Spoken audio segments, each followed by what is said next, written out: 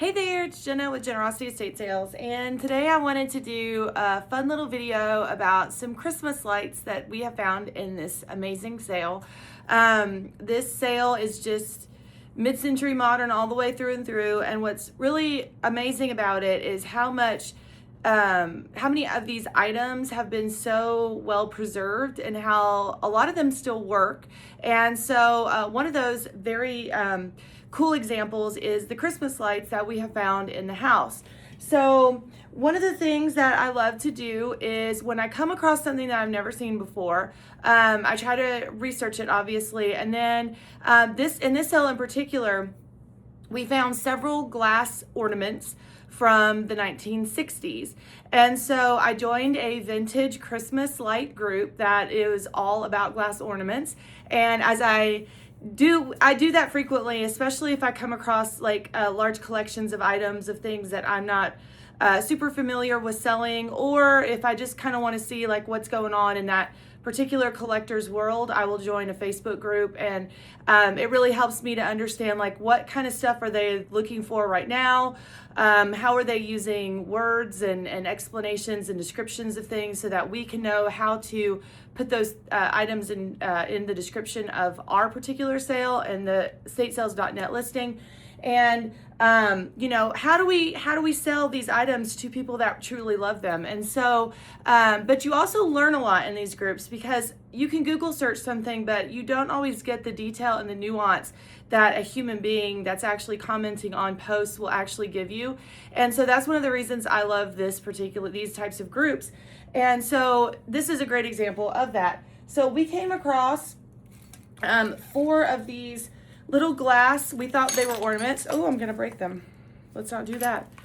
These are little four little glass ornaments that we thought were ornaments. They were in the ornament box, and I looked, and of course I see they all have what looks like to be a bulb at the top of them. And so I said, well, those have got to be some type of lights. And so of course I Google lensed and found that yes, they are actually glass lights that you actually do plug in. They are C7 or C9 lights, and so as you can see, the actual connection is very small. It's not going to fit into most Christmas light strands today.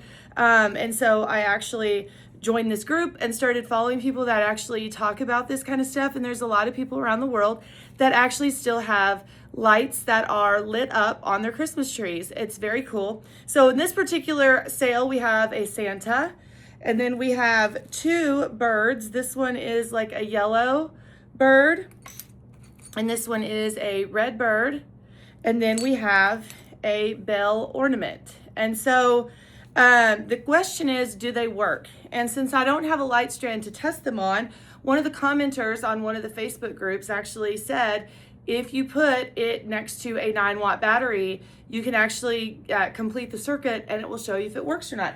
So I did that experiment, and I just wanted you to see what it looked like. So you just take a 9-watt battery, and you just we're just experimenting with where the connection is going to be the best.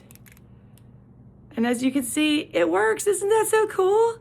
This is a great experiment, honestly, for those science teachers out there that want to show kids how you complete an electrical circuit.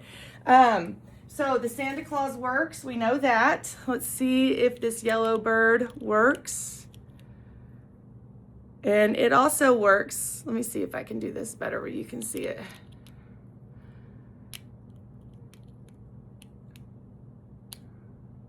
So that works, very cool. See about the red bird.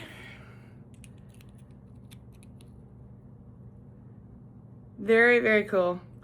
Now, I just happen to know that the bell ornament does not work anymore. The fuse inside must be broken, but it's still a beautiful ornament nonetheless. So just a little background about these ornaments.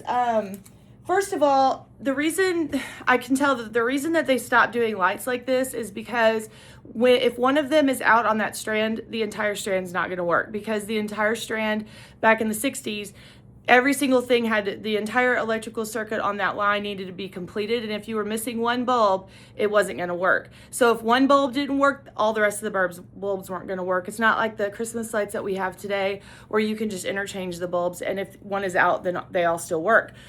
The other issue is that when they started making these glass ornaments, they made them out of actual glass. And this was like in the 30s and 40s. And then they would hand paint them. Well, obviously, light bulbs get hot. So the paint started peeling off pretty regularly. So what they did was they started making these out of milk glass, which is the white type of glass, and then painting that instead. And it made it to where the paint would last a lot longer. So these are all milk glass ornaments, and they're beautiful. So we're gonna have this collection here in the sale. The other thing that I wanted to show you was, first of all, the other thing about this house is there's still a lot of amazing packaging from the 60s, which if you are really into mid-century modern packaging, then like I am, you'll find that to be very interesting.